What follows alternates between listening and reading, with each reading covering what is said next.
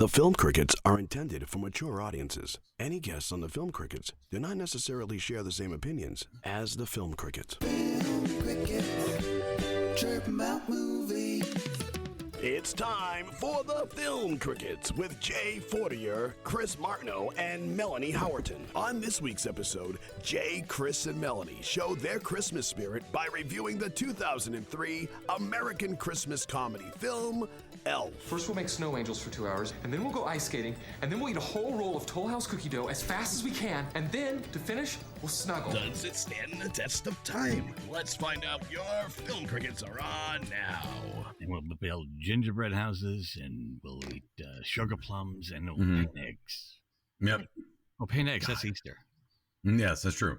Good point. Welcome, everybody, to the Film Crickets. My name is Jay Fortier. I'm along with my good friend and co-host, Chris Martineau. Hello, good evening. Hey. Hey. Well, somebody could be listening in the morning. Who knows? Whatever. It's evening somewhere, to quote R.I.P. Jimmy Buffett. That's when I listen, is the morning. Mm-hmm. All right. Well, also with my good friend and co-host, Melanie Howerton. How are you, Melanie? I'm doing good. How are you? All right. We are ready for Christmas because we are going to do Elf. I know Chris is like, huh? We are recording this show earlier in November. Like the weekend of Veterans Day. But I will tell you this. I was talking to somebody yesterday, and right on cue, some of the local radio stations are starting their Christmas rotation, 24-hour Christmas song rotation this weekend, which is an abomination. An absolute abomination. No, I don't get that. It goes by too quickly, and it takes forever to prepare for it. You might as well enjoy it while you're doing it, because then all of a sudden it's over in like 5 seconds. So wait a minute, you're on board with Christmas songs on November the 12th? Okay, my kids will scream at me because I'll start playing them around Halloween. Oh, you got really? Okay, that's fine. Whatever brings you joy is fine. I just don't get it. It takes right now. That's fine. That's all good. I don't get it, but all right. It's I'm one of those old curmudgeon people. Like, I just guess earlier every year. Back when I worked at the mall, I know we're gonna get to the movie, but back when I worked at a mall in North Attleboro, they had. There. Oh my God, I worked there. I worked at Sears, and I worked at a coffee place, and I worked at Red Sox Clubhouse, and blah blah blah. And Lindt. Yep. And Lindt chocolate, and I was there a lot. So anyway, brought to you by Lindt chocolate and yeah, right. So it's, as you know, it's an oval, and they would have they let children trick or treat in the mall. It's a safe place to do it, right? And I would I'd dress up, wear a whole mask, and they'd hand out chocolate and whatnot. And I remember one year, and I get it, you got to start advertising soon. Yeah. But the children were trick-or-treating underneath the Christmas decorations. That is... And that felt wrong. Like, just wait a day. Yeah. It's a day. Yeah. One day. You gotta wait till Halloween to put anything out. Gonna wait a day. Yeah. Sorry, that Seinfeld mall had the biggest...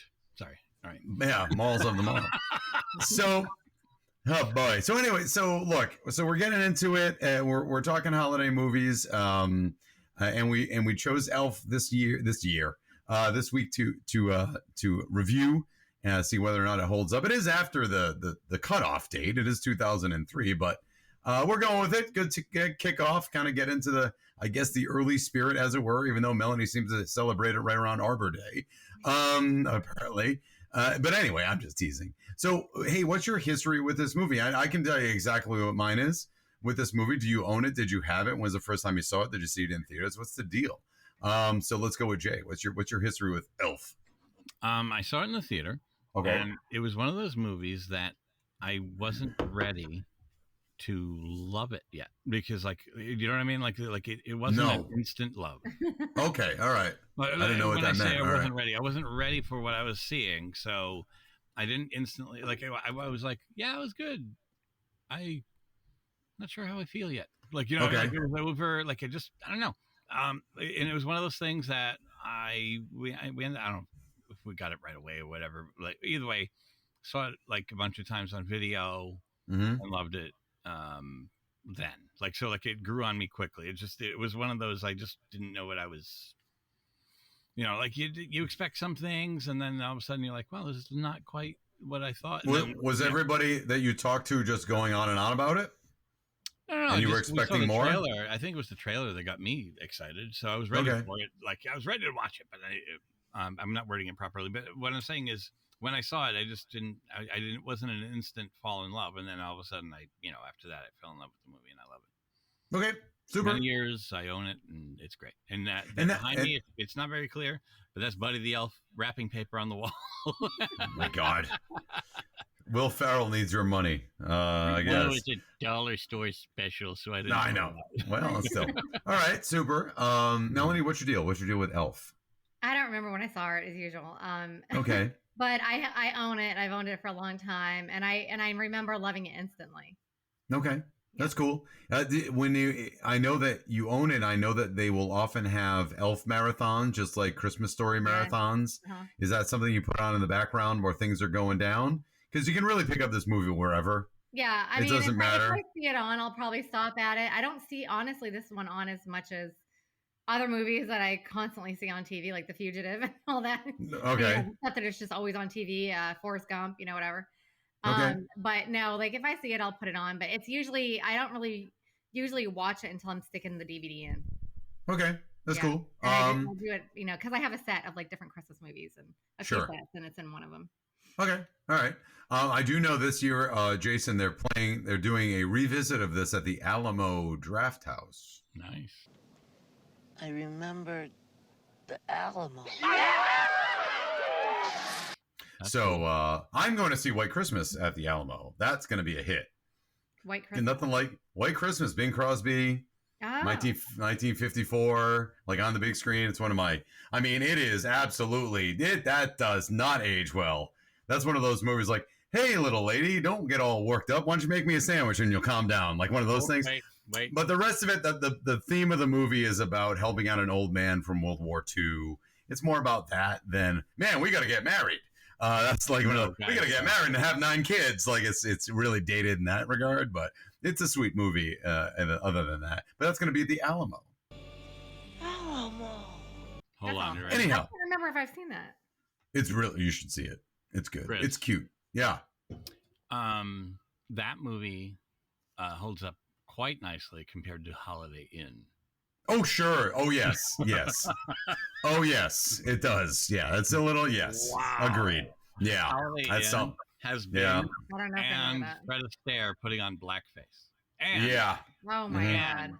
Yeah. doing it in a manner like, hey, you know what we should do? We should do a blackface version of this. Like, and they were thinking, like, wouldn't that be cool? And they thought it was like, they idea. really thought it was like a great idea. And it was like, wow, this is so Why is terrible. that in a Christmas movie? That's so weird. Oh, Holiday Inn it's a bed and breakfast where every night that you stay is a different holiday. Oh. So it's not a Christmas movie, but the Christmas part of it, it's the first time you ever hear White Christmas as a song. I think it's been in 3 different movies, and I know Holiday Inn was before White Christmas. But anyway, hey, let me talk about Elf. So look, Elf, here's the deal. It comes out. Never saw it in the theater. I had no desire to see it in the theater. Don't know why. Just didn't. Didn't hear a lot about it. So if it came out in 2003, I imagine it came out in video in 2004-ish. That'd be my guess, okay? Because I know I only saw it on video the first time. The reason I saw it on video is because I was teaching. Well, I still am teaching, but it was a few years in, and in 2003, where I was teaching. 2003. So I saw it on video. Must have been 2004. I'd never seen it. I was teaching, and that was the day before Christmas break. And back in the day, the administration where I taught didn't really care what you did the day before Christmas break. You just turned like, we're going to have parties all day and you can watch Christmas movies. And that's just a complete fucking waste of time. So I give tests the day before holiday break because screw you guys. You're about to go on vacation. You don't need to have vacation before vacation. Oh, no. Absolutely. I do labs. I give tests. I'm like, I'm here. I'm working. You're working. Let's go. Because you know what? It just makes the day easier rather than we're all just doing whatever. So I remember that that was the day before. And I'm still a young teacher, and I had to teach a guy that worked with me, and I'm like, what am I going to do like the whole day? Like, how am I going to do this? I got to fill some time. And he said, let's go down to Hollywood Video and let's go buy Elf. Because he said, it's awesome. I'm like, okay. So on my prep, we drove down to Hollywood Video. I bought a video cassette of Elf. I brought it back, never seen it before, and played it. Some of my students had seen it, but some of them hadn't. And I'm like, this is really, really funny, and it subverts a lot of the things that I wasn't expect. I knew Will Ferrell, and I knew his shtick. You know, it's not like Will Ferrell's deal in this is not surprising. He's just doing what Will Ferrell does. But I did not expect it in this context. I didn't know about the Rankin Bass connection. I didn't know that what's his name's in it. Bob Newhart's in it. Ed Asner. Like I didn't know any of these people were in it. James Caan. And I was James Caan. I didn't know anything about the movie. So we watched it and I really liked it. And honestly, I didn't put it in high rotation. If it's on TV, I'll watch it. And then I finally sat down and watched it for the first time front to back since about 2004. That'd be my guess. So that's my history with Elf, and hopefully you all had the same history with Elf. But let's get into the movie. So we're talking about Elf today. It is came out in 2003. It's rated PG. Comes in a brisk hour and 37 minutes. And the tagline is, raised as an oversized elf, Buddy travels from the North Pole to New York City to meet his biological father, Walter Hobbs, who doesn't know he exists and is in desperate need of some Crispus spirit. I don't know if he's in desperate need of that. Directed by Jon Favreau, written by David Berenbaum, starring Will Ferrell, James Caan, Bob Newhart, Zoe Deschanel, Ed Asner, Mary Steenburgen, Faison Love, Peter Dinklage, Amy Sedaris, and Andy Richter. Oh, and Kyle Gass from Tenacious D. I forgot he was in this movie. So anyhow, so that's Elf, and let's get into what we want to talk about this movie. Will Ferrell's great in this movie. Yeah. Obviously. And the reason I think this movie is so entertaining, I'm not going to talk about it holding up. The reason it's so entertaining is it harkens back to the holiday specials that we used to watch. It has that opening where it obviously looks like Rudolph the Red-Nosed Reindeer. They crib from exactly right, and they cribs from so much of that, down to the snowman, down to the sets, down to the fact that they make toys. Yeah, right. Even the toys, even some of the toys. Yeah. Right, and they're making all those toys. So the reason I feel as though it speaks to us is because it has that flavor to it. But then you add Will Ferrell subverting the whole thing. He's obviously a fish out of water in more ways than one. He's not even an elf, though he thinks he is. Yeah. And what it's doing is it's taking a holiday genre and it's putting a bit of an edge to it by putting Will Ferrell in it so that he can. Is it Farrell, or am I saying this wrong? Is it Farrell? Farrell. It's Farrell. Okay, like a cat. Like a cat. Okay. I was thinking the same thing. Yeah. So he's in it. He's like subverting the idea. He's a fish out of water. He is bringing the idealism of the North Pole to New York City. So rather than like in the Santa Claus, where we take Tim Allen and bring him to the North Pole, we're taking the North Pole and bringing it into the real world, much like the Brady Bunch. Yeah. We're taking the Brady Bunch and we're bringing it into the real world and seeing what happens. Mm-hmm. And I think it's that mixture of innocence, but the fact that they're undermining the genre a little bit by making us examine how silly or how over the top cute these holiday movies of the past. I'm talking Rankin Bass and Rudolph and all those stuff. Like they're picking on it, but they're doing it in a way that it makes it even better. Well, I think it's also a story about like a son trying to find his dad. So it's a little bit different. I don't know. It makes you feel at home because of all the Rudolph stuff and all the different things. Even like there's parts in there that look like it could be from It's a Wonderful Life. Like there's little parts of different things that we kind of grew up with, different Christmas movies that we grew up with. So it makes you feel comfortable right away.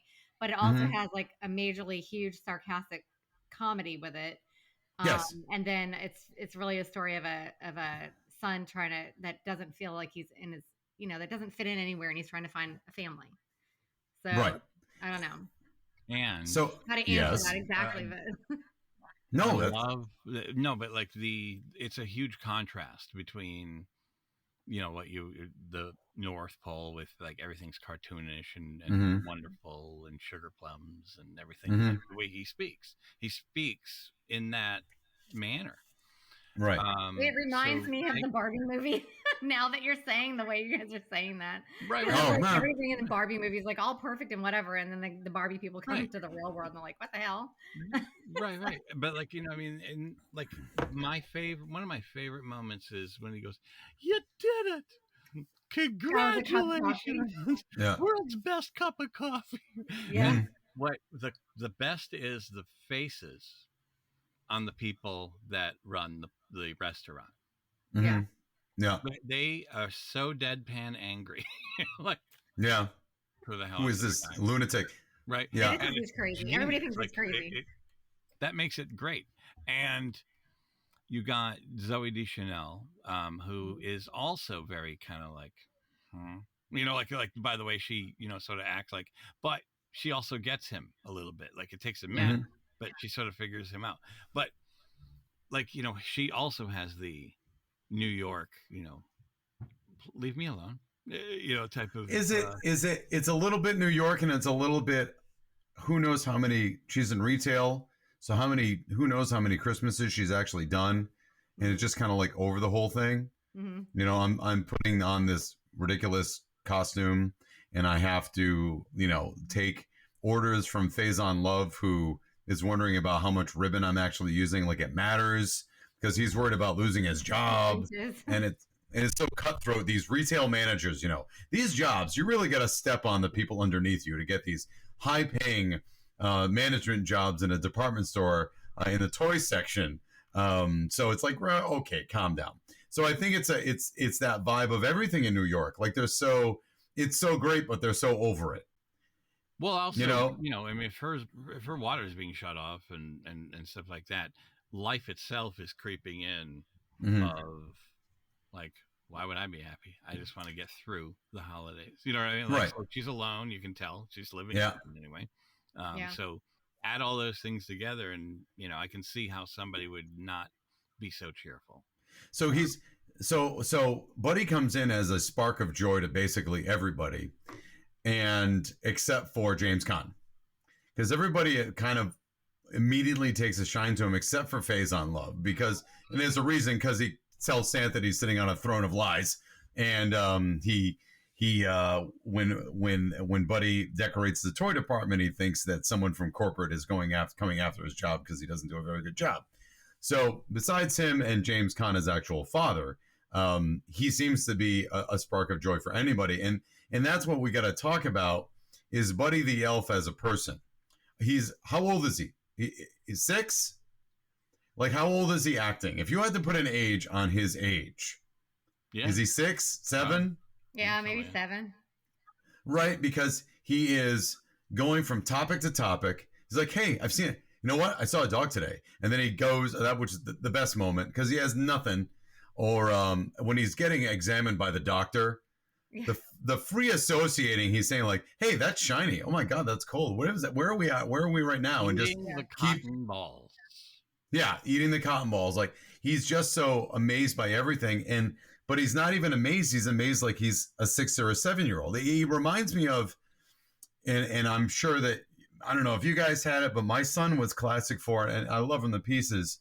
And I know it's coming from a place of goodness, which is what basically all Buddy does. It's all coming from a place of goodness. He doesn't have a scheming bone in his body, which is the exact opposite of New York City, seemingly, as a character in the movie, that we're all trying to get up on somebody. But he doesn't have a scheming bone in his body. And it's coming from a place of innocence. But my son was classic for us driving around, and every sentence had to start with, hey, Dad. Hey, Dad. You know what? Oh, and like, you only have so much patience for that until eventually you have to say, please don't start every sentence with, hey, Dad. Please. And it's not coming out of a bad place. You just don't want to hear every sentence start with, hey, Dad. But that's all he's got. And as you get older, you realize there's other ways to start a sentence. And so it's hard to be patient in that moment. And that's what everybody's doing with Buddy. He can't, or at least James Caan. Everybody else can take it. Not James Caan. He can't take the, like, you know what? You know what? You know what? It's like, oh my God, just say it. Like, what is it? What? We're going to have syrup, and we're going to eat a tube of Toll House cookie dough, and then we're going to snuggle, and then we're going to skate, and then we're going to, okay, like one thing at a time. Like, we can't handle it. And that's the part that I think it's hard to be mad at Buddy as an audience. You're not supposed to be. And I think it's done very well, because how do you get mad at a 6-year-old? Yeah. Now, why is he acting like a 6-year-old is the question, because he's raised with the elves, and no elf acts like he acts. Because they treat him like a little kid. They do baby him. Okay. Which is strange.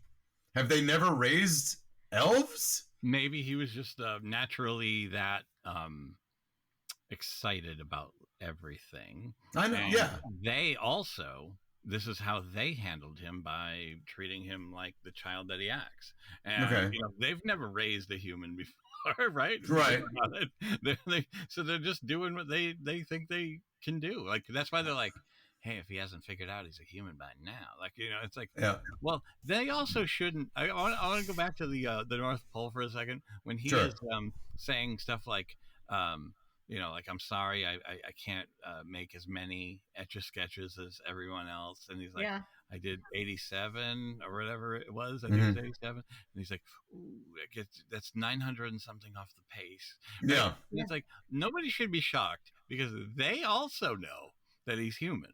Like, Yeah. don't put the same standard on him. Just like, it's cool, man. Like, don't worry about it. Like, I almost got the idea that like humans age much slowly compared to, or elves age much slowly or something, because he said he kind of acted like the other children.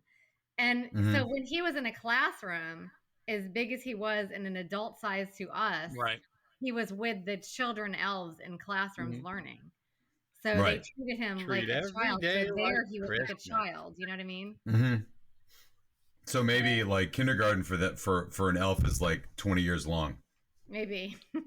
because of the way they age, because it's magical land. Yeah. How great is it that the moment that Will Ferrell leaves the North Pole out of the magical land, the first thing that happens, he gets bitten by a wild animal. To me, they don't even waste any time. Like the moment he crosses the threshold, the first thing that happens is he gets bitten by a wild animal. I was in on it when I first saw the movie. That's when I was in. I'm like, oh, this is the greatest moment. They don't even warm up to it. Like a millisecond in, he's being attacked.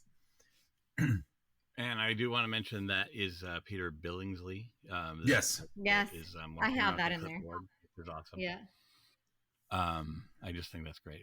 Ralphie from Christmas Story. But Yeah. I have been. His name is Ming Ming. To the Ming Ming. I have been to the Christmas Story house.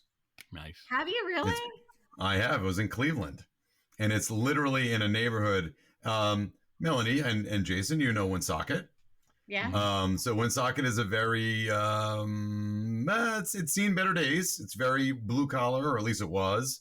There's a lot of old, very old apartment buildings that look like they should be falling down, and very, very old neighborhoods. Not saying anything bad about them. Yeah. And if you go to the some of those when I was if you go to the Christmas apartments. Yeah, if you go to the Christmas Story house, you're literally going through a neighborhood that looks like downtown Woonsocket. Then you take a right, and then there's the Christmas Story house. Oh my god! Wow. Literally, like it's just a house. I mean, they make it look nice and whatnot. It was falling down. I think they renovated it, but I didn't go in. But it was neat. Anyhow, so the point here is that we have this fish out of water story. He's obviously acting young, but then you have Will Ferrell absolutely just nailing, because he commits to everything, no matter what. I mean, old school, and he's naked and sunburned, saying, "We can't give up. We've come this far." Like, he obviously will do anything, and is not shy about it at all. And I appreciate that about him. I think that I would say him getting bitten by the wild animal right out of the gate, and then him tackling the Christmas tree are possibly the two most unexpected funny moments. I think I kind of knew he was going to jump on the Christmas tree, and I saw it coming, but boy, it was timed well. And that is just, I mean, that's so good. I like it. The kid does nothing. Yeah. Doesn't even barely turn around. Turns around like after he's already on the ground, like with the tree falling. He's not even phased. That's great. Yep. So that's neat. So here comes James Caan. Now we got to investigate James Caan, who is the anti-buddy at this point, right? At least in the movie. He's just he's a business guy. I don't know that he's necessarily evil. I think they set up, he could be misconstrued as I don't think he's a Scrooge. I think he's just doing his job. He takes it very seriously. Yeah, but is he a Scrooge? Well, he was taking all the children's books back from the nuns. That's true. I forgot about that. Yeah. Okay. I got to talk about that for a quick second. Last night was the first time I watched it with those specific eyes, meaning like we were like, hey, look at that, like what our critical eye, I guess, if you Yeah. Yeah. Sure. And I said, so the editor is now in collections as well. Yeah. Like taking, like he's the one that has to face the public saying, "Yeah, you missed your payments." You know, That's all right. and they That show a made no nun, sense to me. the most what? That didn't make any sense to me either because Right, he's in right. marketing. So what is he Right, doing right. taking first of all, what's he doing with the donation book thing? And what is he doing taking the books back from the nuns because she missed payments? Oh, Like that has nothing to do with yeah, they made the marketing. most frail, like tiny woman. You're taking the books back. Well, It's so Children awesome. love the books. Yeah, I know. I see what you're doing there, but you're the one that missed the payments. yeah. Yeah. Exactly. So I guess he's Scrooge-esque, but And he doesn't care if the children's books are missing pages. yeah. Like how much it's going to cost? No, just run it.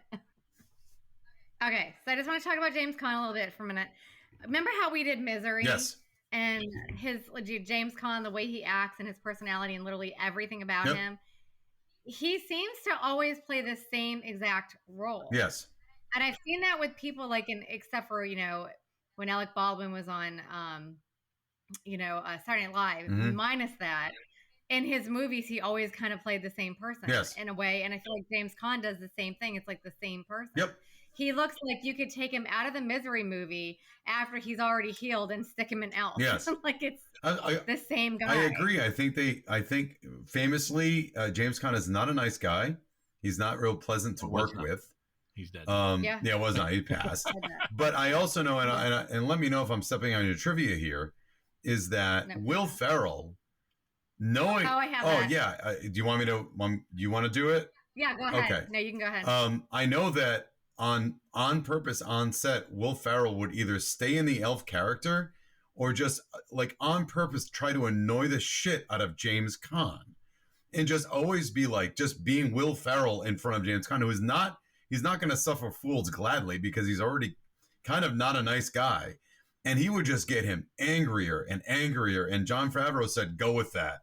So when you get it on the tape and he's pissed off at Buddy, because I think Will Ferrell would just improvise and ruin a scene. And James Caan would be like, why are you doing this? Until eventually the scene would come out and he's aggravated and that's not made up.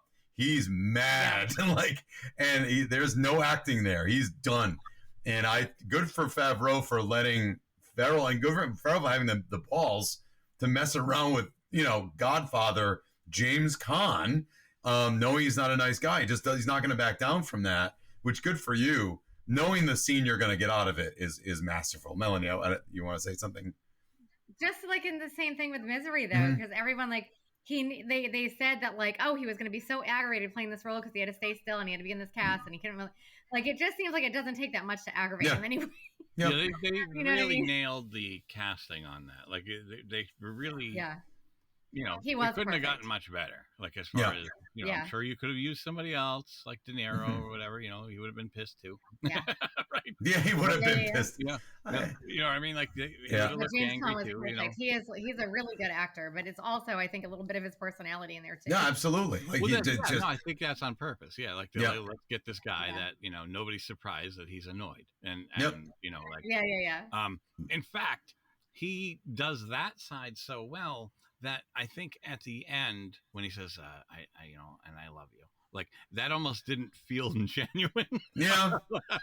Yeah. That felt a little forced, like on his end, and I just. So it was one of those things. It's like, yeah, I don't know. I still think you're leaning towards the other way, but And they got him to. Just even like when Will Ferrell said, "Oh, good night, I love you," and he goes, "Okay." Yeah. Go Okay. to sleep. oh, Okay, just- Go I to mean, sleep. and then his reaction when he first sees him, he goes, like he starts laughing a little bit, Yeah. thinking it's the Christmas gram. Mhm. Right. Like, Yeah. it's just so funny. Yeah. But again, everybody gets on Buddy's side. Like it's hard not to. I think one of the better scenes when Buddy has to go to work with James Caan, and obviously we're not going into detail on that. It obviously does not go over well when Buddy has to go hang out with his father all day long, and he ends up in the mailroom, and they're all just getting hammered because he has Bins. it's shiny bins, and he's like, "Oh, syrup! I love syrup," and it's Jack Daniels, and it's just the two guys. You're like, I feel like you're my friend, man. And they're just like having that moment. And I've had so many moments. I've become best friend mode when I've had a couple. And so that's me with a stranger just sitting out going, man, nobody here understands me. I understand you, man. I just met you. Like, you're the best. I don't see what they're missing. And I think they nailed that moment pretty well. Because how do you not like Buddy? Like, I'm sure if it was, look, if I had to work with somebody that was actually like that, I probably would steer clear of them. You know, it probably would be a bit much like, oh, fuck, here he comes again. I need some realism where I work, but the fact of the matter is, in the world of the movie, you can understand what's going on. How do you get, even Mary Steenburgen is like, well, he needs some help and we're going to help him. You know, this child that my husband didn't know about and had it with another woman, which again, I know Jay can just make a quick point. I like how they handled it in that it wasn't that somebody James Caan screwed over. Yeah. He didn't have an affair. It was somebody from earlier in his life, but the fact that they show pictures of them together and he's kind of a hippie, or like he seems to have not built up the edge yet, that cold edge.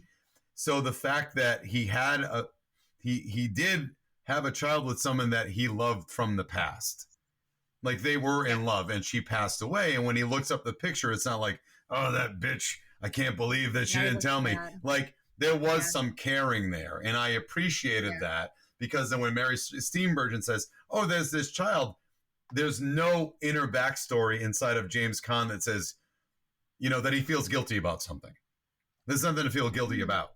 It's a weird situation, and it's coming across, and I think Mary Steenburgen recognizes the fact that she knows about this previous relationship, understands that he cared for her. She passed away. He's in love with her now. They marry. They have a child. They have a good relationship, even though James Caan's kind of a prick.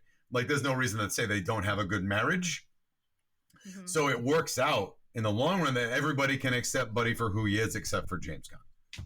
Sorry, Jake. Go ahead. No, I was going to say on how Buddy is. I work 2 jobs. One of my jobs is at a convenience store on the weekends, and I do have. Occasionally this one guy will come in and he is so over the top, like emotionally, like about stuff, like everything is like, oh wow, like this is so amazing, like he's super happy, but like also just like really in touch with deep stuff, like in the sense of like you know, he was like, you know how like animals get hit by cars and stuff like that. He's like I feel so bad. I've ridden by like 5, 6, 7, 8 different animals, and he was so like bothered by that he had to like bring it into it, like, you know, he's like, and what I'm saying is that like the more he kept talking about things that like are over the top and stuff like that, very nice, very caring, but it's also like we don't know how to handle it because we're sort of used to handling like quick pleasantries. Or jerks. Sure. Okay. So when somebody's over the top nice, we almost go, yeah. Wait, what? Like, how do we handle this? Yeah. Like, I'm not used to this. Like, because we're not used to right. it. So like, I think if Buddy were in the picture, like in real life, we'd all be like, you know, like we not. You know why too? Because he's just genuine, and that's what you're saying. Like the guy that seems to come to the convenience store is a genuine person, and there's just too many freaking fake people in the world now. It's just so many fake people. And my mom taught me a long time ago, like if somebody asks you how you're doing, they really don't care. No. And it's so true. It's so true. And it takes me like I could meet you, and like within 5 seconds, I would tell you my entire life story and be like friends with you, you know, like, and like my mom's like, Melanie, people just don't care. Like, don't tell them how you really are if you're not having a good day, because they don't care. And it took me so many years to realize that. And it's totally true. Like people just want to hear you say real quickly, yeah, good. How are you doing? Well, you know what I mean? Yeah, like, because it's another way to say hello. Yeah. It's just a way to break the ice and to start communication. And nor should you like with someone you just met, like talk about those things. I don't know that, and that's the thing with Buddy, and I would say the person with your convenience store thing is like, we don't know each other. I don't not that I don't want to know you, but we just met. I don't need to know all of this. It's deep. And we're off put by it. Like I was in Baltimore over the spring, and there was, wherever we go somewhere and there's a sign, it says, visit Baltimore, and we're in Baltimore. So my wife and I, someone that looks trusting, will say, can you take a picture with us by the Baltimore sign? And say, yeah, sure. And then proceed us to tell us her life story for the next 20 minutes. And not that she wasn't nice, but you're always looking for, okay, well, we got tickets in 45 minutes, but you don't need to know that. We got tickets, we gotta go. And because it's not, like, I don't know, not that I don't care, but I don't know you. So maybe some boundaries. I don't know. Boundaries are okay. It doesn't mean you don't care. It's a boundary. Maybe when we get to know each other more, maybe I can hear about why she's telling me shit. I'm like, what the fuck? Like, and it makes you feel bad because, part of you is like, why the fuck are you saying all of this? But right. Whatever. Real quick, and I promise we'll move on. We used to have this employee that never understood the nobody cares. So people would go, hey, how you doing? She would, tired. Yeah. Yeah. Like, no. You don't answer that. You don't answer that other than, doing all right. The most I'll ever lean in that direction is hanging in. Yeah. I like hanging in. Like I don't overly go, good. Because it's not true. But even like people that you've worked with for like a billion years or something too, like it could be somebody that you've known forever and they really don't.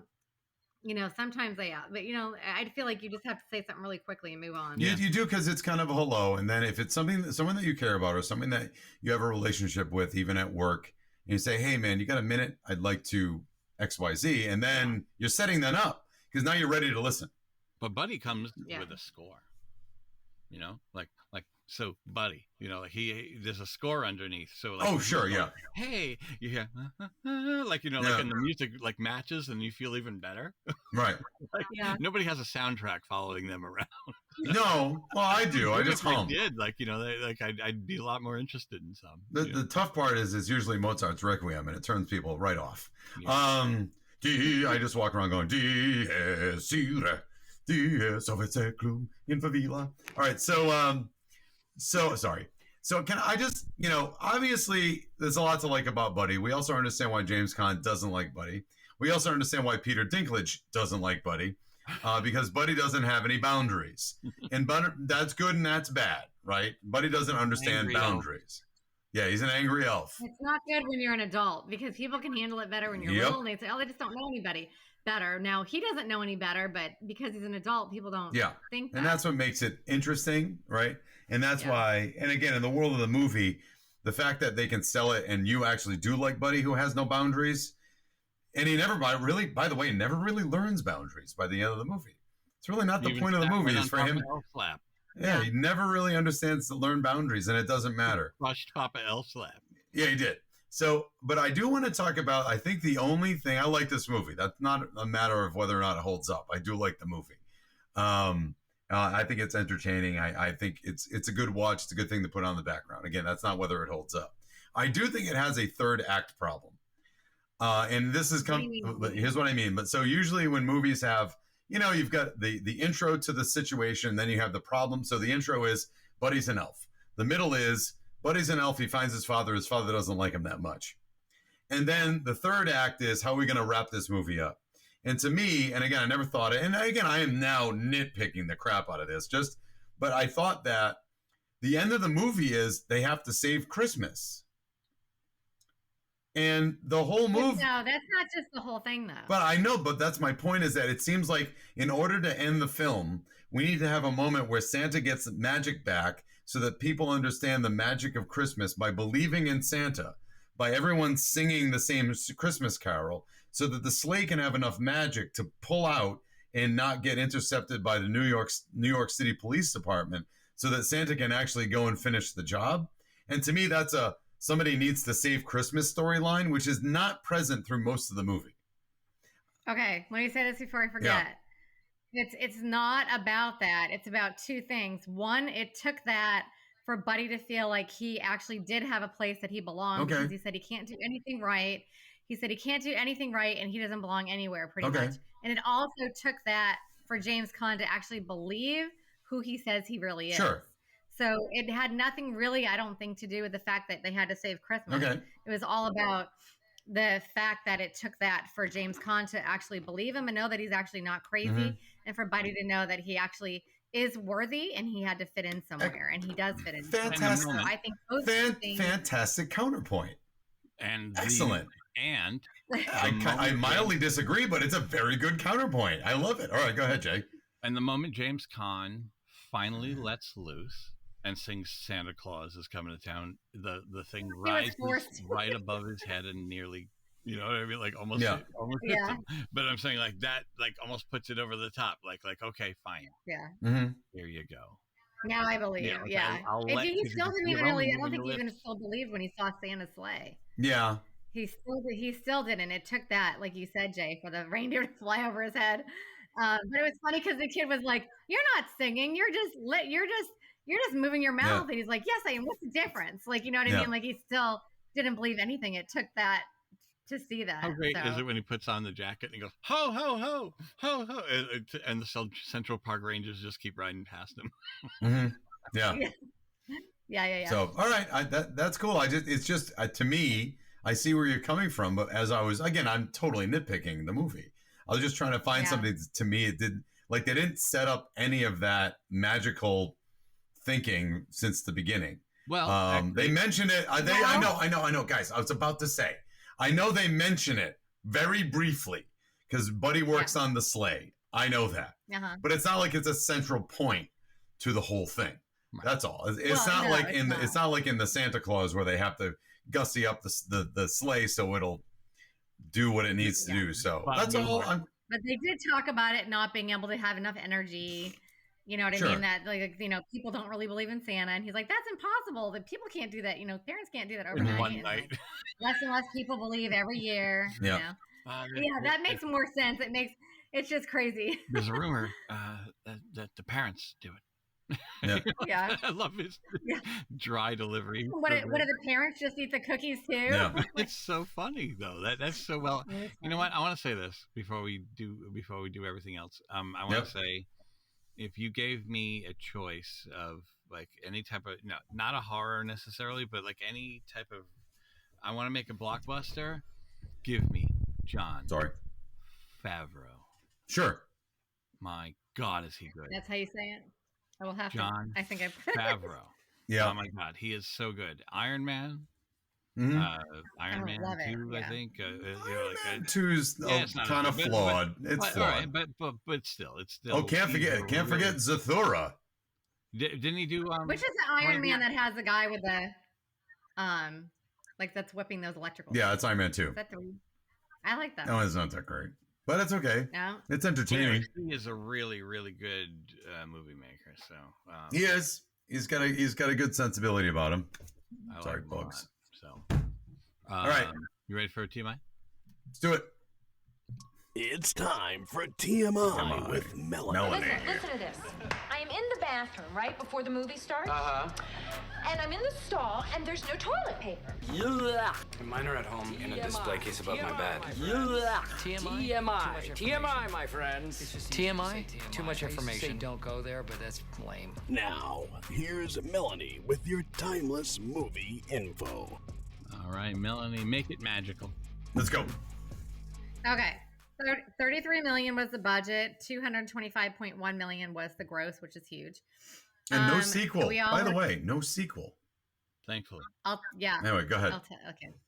So the design for Santa's Workshop, as well as the elf uniforms, come from Rudolph the Red-Nosed Reindeer, 1964. The elf uniforms completely mirror the ones on the TV special. Most of the animals from the North Pole are also designed to look the same from the stop-motion animation used in Rudolph. In an early draft of the script, the other elves made fun of Buddy for being different and unable to work as fast as they could. Jon Favreau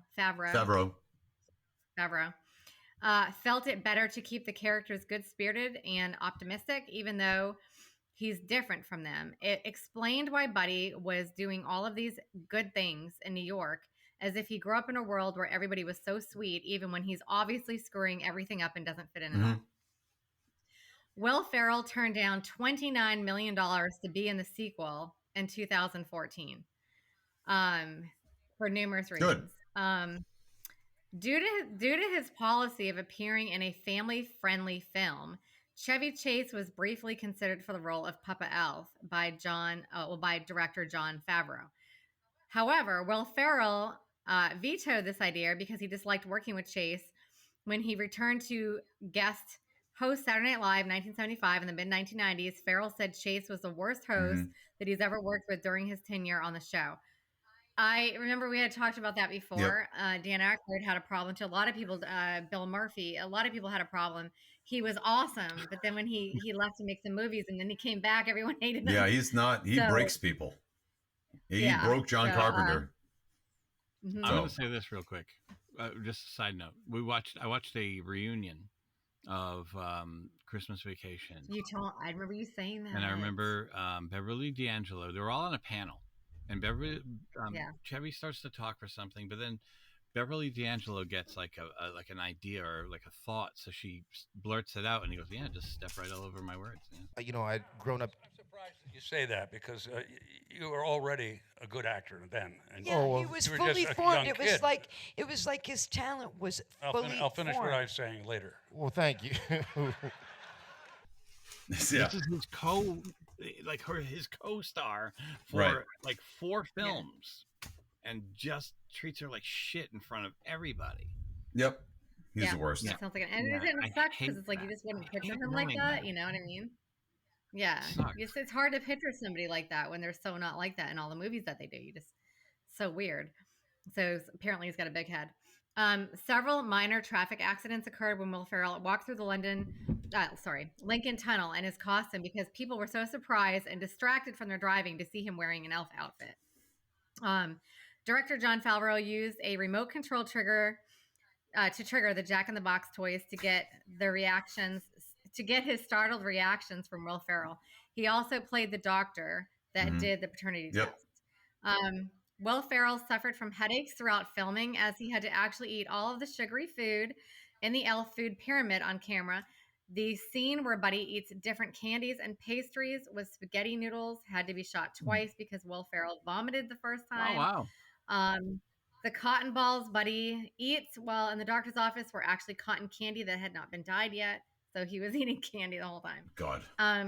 Will Ferrell's brother Patrick plays the security guard on the right when Buddy is thrown out of the Empire State Building. I don't know. I wrote this first and I forgot to look at that. He's the one that's like, "Yeah, go back to Gimbals." Yeah, I remember him saying that. I'll have to look at him again. The apartment which Buddy's dad lives is the same apartment building of the exterior shot which Dana lives in Ghostbusters 1984. Cool. Many of the sets were built twice. Once much larger that the actors were playing elves and slightly smaller for the normal size actors. The voice of, I thought this was kind of neat. The voice of Jack in the Box Laugh is that of Dale McKinnon. The audio clip is taken from Lady and the Tramp 1955, in which McKinnon performed the voice of a laughing hyena. It is the same sound used by the laughing hyenas at the Magic Kingdom at Disney World in Orlando, Florida, and was also used for the Ripper Roo and the Crash Bandicoot video game. Yep. Yeah. Cool. So that's just so funny. I mean, that guy made this little laugh from like 1 billion years ago, and people are just still using it. Wow. That's like the Helmholtz scream. What is it? The Helmholtz scream. Yeah, go ahead. Yeah. Filming was done in New York for 3 weeks. Some of the indoor sets, like the orphanage, Walter's apartment, Greenway Press, Gimbel's toy department, and the jail cell, were built in an abandoned mental hospital in Vancouver, the same hospital where New Line shot Freddy vs. Jason in 2003. Cool. Some crew members later described it as one of the creepiest buildings they'd ever worked in. Near the end, when Santa is showing Michael his nice list, all the people on Santa's list were actually the crew in the movie, all the people that they named. And I just want to mention the funny news footage where he's walking through the Central Park and he stops real quick, and it's supposed to resemble Bigfoot. Oh, yes. Awesome. Yeah, that's the exact same pose and everything, which is so funny. And then, of course, the bridge when he looks all sad and whatever is supposed to resemble the It's a Wonderful Life. It's time now for final judgment. Are you ready to rubber stamp this bitch? Here's the final judgment. All right. It's time for Final Judgment, where it is nothing but fact or opinion. You decide. No, it's fact. It's fact. It's fact. All right. We're going to find out how much this movie holds up today. It has reached its 20th anniversary, and I just got a text saying that it is being released in theaters again. So Chris mentioned he's going to see it. Or No, I'm going to see White Christmas, but Alamo is releasing it. Oh, boy. If you've ever been to this particular theater, people should go because there's a lot of theme stuff they'll do. Nice. So you can dress up and they have parties. And I think I'm going to see the White Christmas brunch. So like serving brunch. It's going to be neat. So yeah, it's something. They serve you food and beer. So, hey, this is a movie called, I'll go. Can I go? Please, can I go? All right. Totally holds up. It totally holds up. It's very entertaining. I maintain that, and I was trying to have this discussion. It's not a very good thesis, but I think that movies pre the Santa Claus were very kind of boring. And I think holiday movies kind of flop like Santa Claus, the movie, and things like that. Just people didn't know what to do with it. And Santa Claus broke that mold. It let it subvert some of the things that we hold dear, which made it entertaining.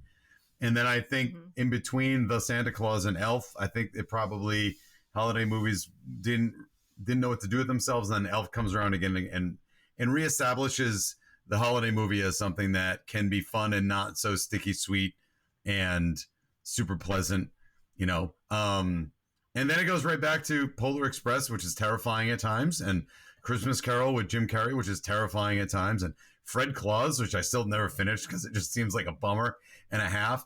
And then, so having said that, and I pimp this movie wherever I can.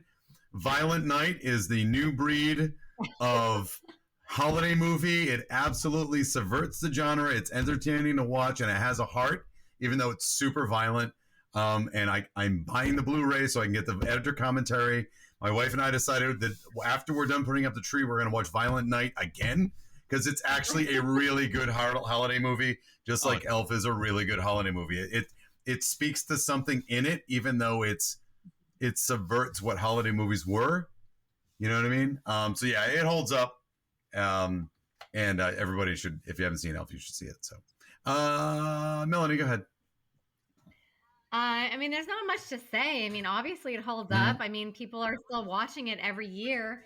It's held up like Home Alone and other Christmas movies that you watch every year. National Lampoon's Vacation. Everybody watches certain movies every year, and this is one of them. And it's always completely played.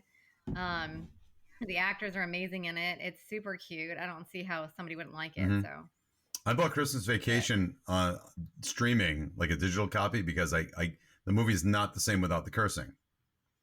It's still funny. Yeah, I have it on DVD. Oh man, you have the cursing. I can't even imagine it without. Oh yeah, it's still good, but boy, you need the cursing in there. Yeah, you have to. When he loses his mind, hallelujah, holy shit! You have to see that. Anyway, I'm sorry. Yeah. Go ahead, Jay. Yeah, that's in actually the same box that Elf is in that I have. Okay. That makes sense. So we have, it holds up, for the reasons you both were saying. People are still watching it today. It never leaves. And, that you can't say that about every Christmas movie. Like Deck the Halls doesn't play every 5 minutes. Like Jingle All the Goddamn Way. Hey, don't miss You love that one. All the way. Wow, God. Got what was that? He got he was I think it was Santa. You know what? Arnold. Santa. Arnold. Yeah, Arnold's watching. He said, "Don't you insult my movie." The Turbo Man. So no, but and now I have to add Chris back to the mix. There he is. There he is. I don't know what that was. I think we lost you there. So we had a couple of copies of you. Sorry, but I do like the little subtle things. That is easy to miss because if you're not paying attention, you're focused on, let's say, Buddy showing up at the office.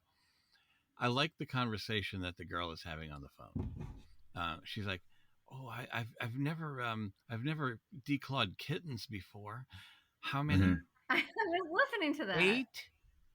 Oh, wow, that's a lot. I'll just bring him by the cabin. I'll see what I can do. No, I won't charge you. Folks. So weird. Folks at home, that is a major surgery on a cat. Yeah. You can't declaw kittens at home as a possible hobby or like as a favor to somebody. First, if you shouldn't declaw kittens. Then second, it's a very, very, very painful, tough surgery that they go through. So it's not something that somebody does at a cabin. As a favor to somebody, I'm a secretary, but I'm also a little vet on the side. I do that for giggles. Shits and giggles. Huh? What? Shits and giggles. Claws and giggles. I just said for giggles. Yep. Anyways, I just think that's hysterical that she's like sitting there having this like little tiny conversation that you're focused maybe on Buddy the elf, and she's talking about declawing kittens as a favor. Yeah. I think it's some great writing there. So yeah, no, it's a lot of fun. I do love this movie. Like I said, when I first saw it, I just didn't quite know what I was like, I don't know. And then second, I was like, oh yes, this is great. So, and by the way, I watched the, I always have the subtitles, and I saw it yesterday. I was like, I always thought it said something else. When they go, hey buddy, you want to pick some snowberries? And he says, not now, Arctic. It says puppet, but I always thought he said puffin because there's an actual puffin that asks him a question. So I always thought he said puffin. Oh, he doesn't? That's weird. I don't know. Maybe he's saying it and they mistake it. They made a mistake on the subtitles. Maybe that. I'm sticking with puffin. I want to say a couple things. What? All right, I just want to say that obviously it also holds up because they also had a Broadway play for Elf. Yeah. And also my daughter, she was in drama and she was a stage manager at her high school for Elf.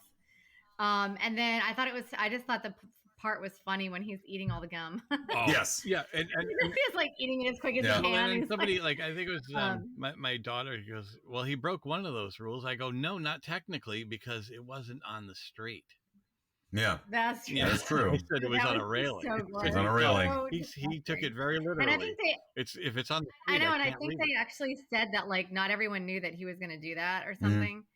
That was watching. And then I also wanted to mention the guy in the mailroom saying that he was 26. Yeah, yeah, that was funny. Yeah, yeah, 26. So man. Obviously he's not, and that's why they did go like 26. That was great. So, all right, that's it. Well, that's our show, everybody. On the behalf of Chris Martineau, let me thank Steve Lavoie and Draco and the Malfoys for all their efforts. Movies may not age like fine wine, but we drink them anyway. Thanks. Bye.